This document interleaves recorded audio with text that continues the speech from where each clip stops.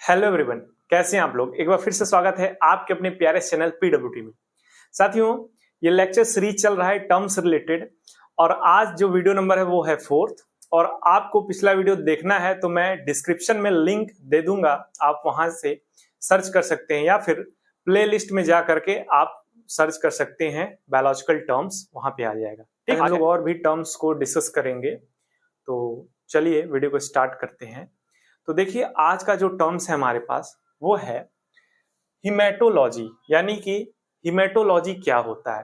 तो देखिए, हिमेटो, आपने हीमोग्लोबिन नाम सुना होगा। हिम तो हिम का मतलब ब्लड ना, तो ऐसे ही हिमेटोलॉजी यानी study of blood and related disorder, यानी ब्लड से रिलेटेड स्टडी और उसके डिसऑर्डर से रिलेटेड के स्टडी को हम लोग क्या कहते हैं, हिमेटोलॉजी के अंदर पढ़ते हैं।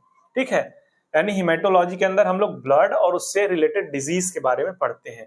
नेक्स्ट है पैथोलॉजी, स्टडी ऑफ डिजीज, यानी पैथोलॉजी क्या है, एक सेंटर है जहां पर पैथोलॉजी क्या है, एक सेंटर है जहां पर डिजीज से रिलेटेड स्टडी की जाती है और आपको फिर रिपोर्ट दिया जाता है पैथोलॉजी से।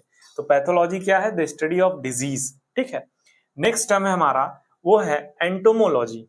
एंटोमोलॉजी, तो दोस्तों एंटेमोलॉजी का मतलब क्या होता है और इसमें हम लोग क्या करते हैं, तो इसमें दोस्तों साइंटिफिक स्टडी ऑफ इंसेक्ट्स, जो इंसेक्ट्स होते हैं उनकी साइंटिफिक स्टडी को हम लोग कहते हैं एंटेमोलॉजी।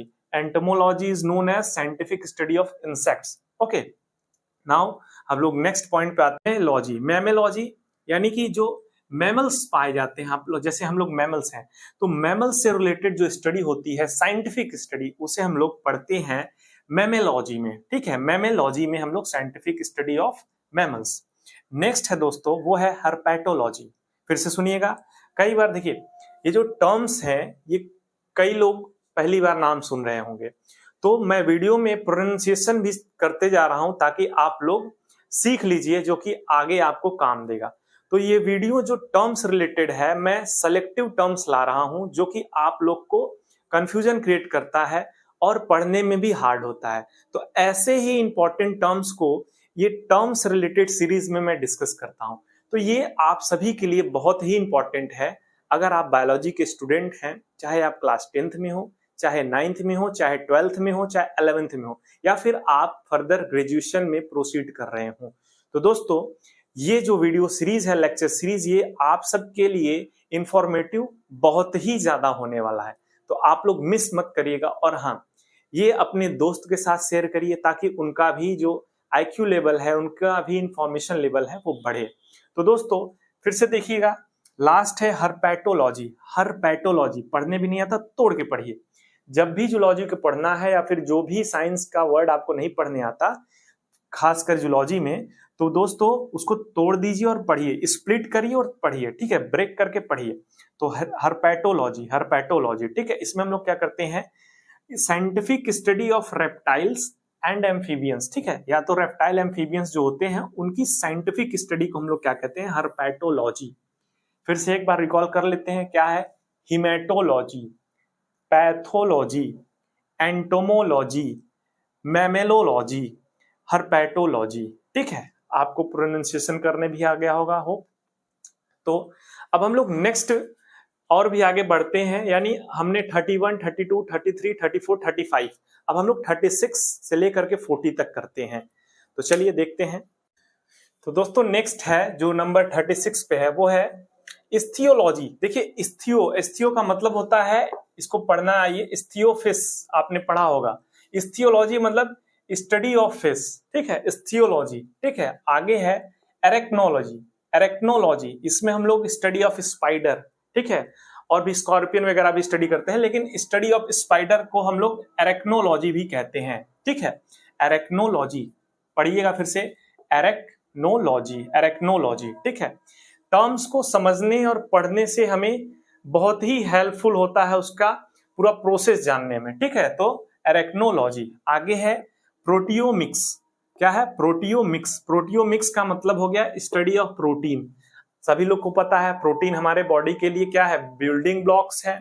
तो प्रोटीन क्या है, स्टडी ऑफ प्रोटीन को प्रोटियोमिक्स कहते हैं। ठीक है, अब इसमें केवल स्टडी ऑफ प्रोटीन में स्ट्रक्चर, फंक्शन सभी को, ठीक है, इसका एक्शन क्या होता है, सारी चीज किसके अंदर आ जाएंगे। Detail study of protein is known as proteomics. ठीक है, आगे है लिपिडोमिक्स, लिपिड्स आपको पता होगा फैट्स जो कि हाइड्रोफोबिक होते हैं कि हाइड्रोफिलिक होते हैं, हाइड्रोफोबिक नेचर के होते हैं, ठीक है, लिपिड्स आर हाइड्रोफोबिक, ठीक है। आपने कई बार देखा होगा कि जब जो घी होता है उसको अगर कभी हम लोग घी खा लेते हैं उसके बाद फिर हाथ धोते हैं तो आप, या फिर ऑयल देख लीजिए, वो क्या करता है, वो आपको वाटर आपके हाथ पे चिपका रहता है, ठीक है, ऑयली ऑयली फील होता है, ठीक है, चिपचिपा फील होता है। तो वो क्यों होता है?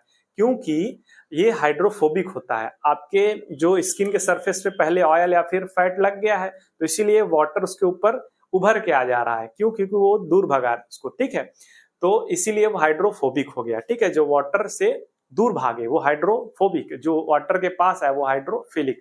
तो इस टर्म को भी हम लोग एक बार डिस्कस कर लेंगे आने वाले लेक्चर में, हो सकता हो। तो पीडब्ल्यूटी पे सब कुछ मिलेगा, बस आप लोग का साथ चाहिए। देखिए हिपैटोलॉजी यानी लिपिडोमिक्स हमने पढ़ लिया, लिपिडोमिक्स यानी study of lipids is known as lipidomics. उसके बाद है हिपैटोलॉजी। क्या है? हिपैटोलॉजी।